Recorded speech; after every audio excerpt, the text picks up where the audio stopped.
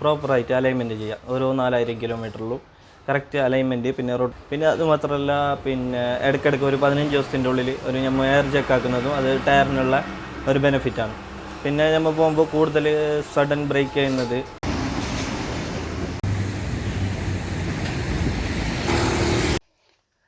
Hi, ನಮಸ್ಕಾರ. ಮತ್ತು ಹೇಗಿದ್ದೀರಾ? ಕ್ಷೇಮ ಅಲ್ಲ? ಇವತ್ತು ನಾನು ನನ್ನ ವೀಲ್ ಅರೇಂಜ್ಮೆಂಟ್ ಮಾಡಲಿಕ್ಕೆ ನಾನು ಹೋಗ್ತಾ ಇದ್ದೇನೆ. ಅಂದರೆ 4000 ಅದು ಅರೇಂಜ್ಮೆಂಟ್ ಮಾಡಲಿಕ್ಕೆ ಉಂಟು. ಆದ ಕಾರಣ ಒಂದು ಸ್ವಲ್ಪ ಕಿಲೋಮೀಟ್ರ್ ಜಾಸ್ತಿ ಆಗಿದೆ. ಇವತ್ತು ನಾನು ಹೋಗ್ತಾ ಇದ್ದೇನೆ ಅಲ್ಲಿ, ನಿಮಗೆ ಅಲ್ಲಿ ತೋರಿಸ್ತೇನೆ. ಅದು ಇಲ್ಲಿ ಪ್ಲೇಸ್ ಅಂದರೆ ಉಪ್ಪಳ ಕೈಕಂಬ ಹತ್ತಿರ ಇದು ಇರೋದು, ಶಾಪ್ ಇರೋದು ಕುಕ್ಕಾರ್ನಲ್ಲಿ. ಅದು ಸ್ಪಾಟ್ ವೀಲ್ ಅಂತ ಹೇಳಿದ್ರೆ ಹೆಸರು, ಅಂಗಡಿ ಶಾಪ್ನ ಹೆಸರು. ನಿಮಗೆ ನಾನು ಅಲ್ಲಿ ಹೋಗಿ ತೋರಿಸ್ತೇನೆ ಅಂತ. ವೀಲ್ ಅರೇಂಜ್ಮೆಂಟ್ ಮಾಡೋದನ್ನು ಎಲ್ಲರಿಗೂ ಗೊತ್ತುಂಟು. ನಮಗೆ ನಾನು ಹೋಗ್ತಾ ಇದ್ದೇನೆ, ನಿಮಗೆ ತೋರಿಸ್ತೇನೆ. ಓಕೆ ಫ್ರೆಂಡ್ಸ್, ಬನ್ನಿ ಹೋಗೋಣ.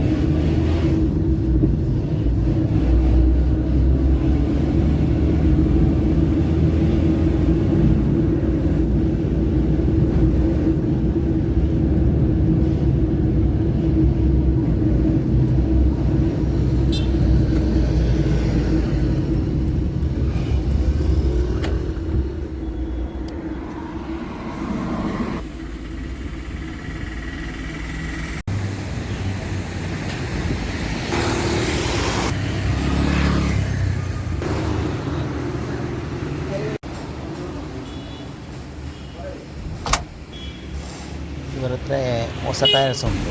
ಸಾಧಾರಣ ಅಪ್ಪಲ್ ಉಂಟು, ಟೈರ್ ಎಲ್ಲ ಕಾರ್ನದ್ದು ಎಲ್ಲ ಟೈರ್. ಮತ್ತು ಇವರೇ ಫಸ್ಟಿಗೆ ನಮಗೆ ತಗೊಂಡು ಹೋದರೆ ಫಸ್ಟ್ ನಮ್ಮ ಗಾಡಿಯನ್ನು ಟ್ರಯಲ್ ನೋಡ್ತಾರೆ, ಮಾಡ್ತಾರೆ. ಆಮೇಲೆ ವಾಪಸ್ ಟ್ರಯಲ್ ನೋಡ್ತಾರೆ. ಆದ ಮೇಲೆ ಮತ್ತೆ ಬಂದು ನಿಮ್ಮ ವೀಲು ಮತ್ತು ಎಲ್ಲ ಅದೆಲ್ಲ ಯಾರಲ್ಲಿ ನೋಡ್ತಾರೆ ಅಷ್ಟು ಅದು ನೋಡಿ ವಾಪಸ್ ಮತ್ತು ಅದಕ್ಕೆ ಸಹ ಮತ್ತೆ ಎಷ್ಟು ಕಿಲೋಮೀಟರ್ ಮತ್ತು ಅದನ್ನು ಮುಂಚೆ ಬಂದರೆ ಮತ್ತೆ ಅದಕ್ಕೆ ಹಣ ದುಡ್ಡು ಏನಾದರೂ ಸಮಸ್ಯೆ, ಏನಾದರೂ ನಮಗೆ ಸಾಮಾನು ಏನಾದರೂ ಪಾರ್ಟ್ಸ್ ಚೇಂಜ್ ಮಾಡಿದರೆ ಮತ್ತೆ ವಾಪಸ್ ನಮಗೆ ಅರೇಂಜ್ಮೆಂಟ್ ಮಾಡಲಿಕ್ಕೆ ಬೇಕಾಗ್ತದೆ.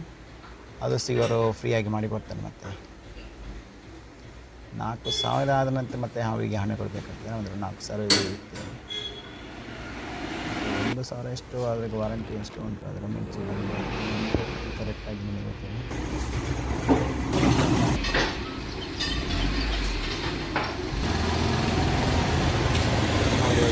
ಟ್ರೈ ನೋಡಿ ಬರ್ತದೆ.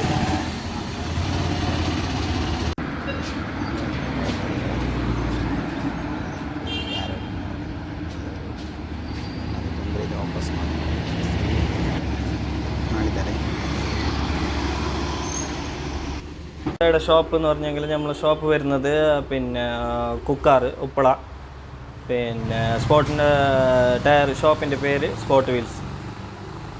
കറക്റ്റ് ടയറിന് നമുക്ക് മൈലേജ് കൂടുതൽ കിട്ടുന്ന എങ്ങനെയെന്ന് പറഞ്ഞെങ്കിൽ കൂടുതൽ കറക്റ്റായിട്ട് നമ്മൾ പ്രോപ്പറായിട്ട് അലൈൻമെൻറ്റ് ചെയ്യാം. ഓരോ 4000 കിലോമീറ്ററിലും കറക്റ്റ് അലൈൻമെൻറ്റ്, പിന്നെ റൊട്ടേഷന്, അതിൻ്റെ ബാലൻസിങ് അത് കറക്റ്റ് ചെയ്തെങ്കിൽ തന്നെ നമുക്ക് കൂടുതൽ ടയറിന് മൈലേജ് കിട്ടും. പിന്നെ അത് മാത്രമല്ല, പിന്നെ ഇടയ്ക്കിടയ്ക്ക് ഒരു 15 ദിവസത്തിൻ്റെ ഉള്ളിൽ ഒരു നമ്മൾ എയർ ചെക്ക് ആക്കുന്നതും അത് ടയറിനുള്ള ഒരു ബെനിഫിറ്റാണ്. പിന്നെ നമ്മൾ പോകുമ്പോൾ കൂടുതൽ സഡൻ ബ്രേക്ക് ചെയ്യുന്നത്, പിന്നെ കൂടുതൽ റോളിംഗ് ആക്കുന്നത്, അത് കഴിയുന്നത്ര നമ്മൾ കുറച്ചെങ്കിൽ നമുക്ക് ടയറിന് മാക്സിമം ലൈഫ് നേടിയെടുക്കാൻ വേണ്ടി പറ്റും. കറക്റ്റ് അലൈൻമെൻറ്റാണ് മെയിൻ ഇതിനായിട്ടുള്ള ಸೊಲ್ಯೂಷನ್. ಫ್ರೆಂಡ್ಸ್, ನೀವೆಲ್ಲ ನೋಡಿದ್ರಲ್ಲ ಅರೇಂಜ್ಮೆಂಟ್ ಮಾಡೋದು ಹೇಗೆ ಮಾಡ್ತಾರೆ ಅದನ್ನೆಲ್ಲ. ಅಂದರೆ ಅದು 4000ಕ್ಕೊಮ್ಮೆ ಮಾಡಲೇಬೇಕು, ಇಲ್ಲದ್ರೆ ಅದರ ಮೈಲೇಜ್ ನಮಗೆ ಕರೆಕ್ಟಾಗಿ ಸಿಗೋದಿಲ್ಲ. ಅಂದರೆ ವೀಲ್ನ ಮೈಲೇಜ್ ಅದು ಕಡಿಮೆ ಆಗ್ತದೆ. ಇದರ ನಮ್ಮ ಬೇಗನೆ ಟಯರ್ ಇದು ಹೋಗ್ತದೆ. ಆದ ಕಾರಣ ಅವರು ಹೇಳೋದಂದರೆ ಏನಾದರೂ ಮಳೆಯಲ್ಲಿ ತಿಳಿದವರಿಗೆ ಕರೆಕ್ಟಾಗಿ ಕನ್ನಡ ಸಹ ಬರ್ತದೆ, ಅದನ್ನು ಕರೆಕ್ಟಾಗಿ ಮಾತಾಡಲಿಕ್ಕೆ ಸ್ವಲ್ಪ ಕಷ್ಟ ಆಗಿದೆ. ಮಳೆಯಲ್ಲಿ ಮಾತಾಡ್ತಾರೆ. 15 ದಿವಸಕ್ಕೊಮ್ಮೆ ಅದು ವೀಲ್ ಚೆಕ್ ಮಾಡಬೇಕು, ಇದು ಗಾಳಿ ಚೆಕ್ ಮಾಡಬೇಕು, ಹಾಗೆಲ್ಲ ಹೇಳ್ತಾರೆ ಅವರು. ಅಂದರೆ ನಾನು ಸಹ ಹಾಗೆ ಮಾಡ್ತಾಯಿದ್ದೇನೆ. ಮಾಡಿದರೆ ನಿಮಗೆ ಮೈಲೇಜ್ ಸಹ ಜಾಸ್ತಿ ಬರ್ತದೆ. ಮತ್ತು ನೀವು ಸ್ಪೀಡ್ ಹೋದರೆ, ಸಡನ್ನಾಗಿ ಬ್ರೇಕ್ ಹಾಕಿದರೆ, ಸ್ಪೀಡ್ ಅಂದರೆ ಸ್ಪೀಡ್ ಹೋಗಿ ನಿಮ್ಮ ಟರ್ನಲ್ಲಿ ಸ್ಪೀಡಾಗಿ ಹೋದರೆ ಅದು ಟೈರ್ ಮೈಲೇಜ್ ಇನ್ನೂ ಕಡಿಮೆ ಆಗ್ತದೆ ನಿಮಗೆ. ಹಾಗೆಲ್ಲ ಮಾಡಿದರೆ ನಿಮಗೆ ಟೈರ್ ಮೈಲೇಜ್ ಸಹ ಸ್ವಲ್ಪ ಜಾಸ್ತಿ ಸಿಗ್ತದೆ. ಮತ್ತು ನಿಮ್ಮ ವೀಲ್ನಲ್ಲಿ ಏನಾದರೂ ಇದ್ದರೆ ನಿಮ್ಗೆ ಗೊತ್ತಾಗ್ತದೆ. ಏನಾದರೂ ಸೌಂಡ್ ಇನ್ನು ಬಂದರೆ ಅದರಲ್ಲಿ ಸಹ ನಿಮಗೆ ಏನಾದರೂ ಬುಷ್ ಹೋದರೆ, ಏನಾದರೂ ಹೋದರೆ ಅದರಲ್ಲಿ ಸಹ ನಿಮಗೆ ಮೈಲೇಜ್ ಕಡಿಮೆ ಬರ್ತದೆ. ಅದು ನಮಗೆ ಸಹ ನೋಡಲಿಕ್ಕೆ ಆಗ್ತದೆ. ಜಾಕೆಟ್ ನಮಗೆ ನೋಡಲಿಕ್ಕೆ ಆಗ್ತದೆ, ಏನೋ ಸ್ವಲ್ಪ ಸ್ಲ್ಯಾಕ್ ಇದೆಯಾ, ಇದು ಏನಾದರೂ ಇದ್ದರೆ ಅದನ್ನು ಮೆಕ್ಯಾನಿಕ್ ತೋರಿಸ್ಬೋದು. ಮತ್ತು ಅದನ್ನು ಸರಿ ಮಾಡಿದರೆ ನಿಮಗೆ ಮೈಲೇಜ್ ಸ್ವಲ್ಪ ಜಾಸ್ತಿ ಬರ್ತದೆ ನಮ್ಮ ಟಯರ್ನದ್ದು. ಹಾಗೆಲ್ಲ ಉಂಟು ಫ್ರೆಂಡ್ಸ್. ಓಕೆ ಫ್ರೆಂಡ್ಸ್, ನೀವು ನೋಡಿದ್ರು. ಓಕೆ ಫ್ರೆಂಡ್ಸ್, ಸಿಕ್ಕೋಣ ನಾವು ನೆಕ್ಸ್ಟ್ ವೀಡಿಯೋದಲ್ಲಿ. ಬಾಯ್ ಬಾಯ್.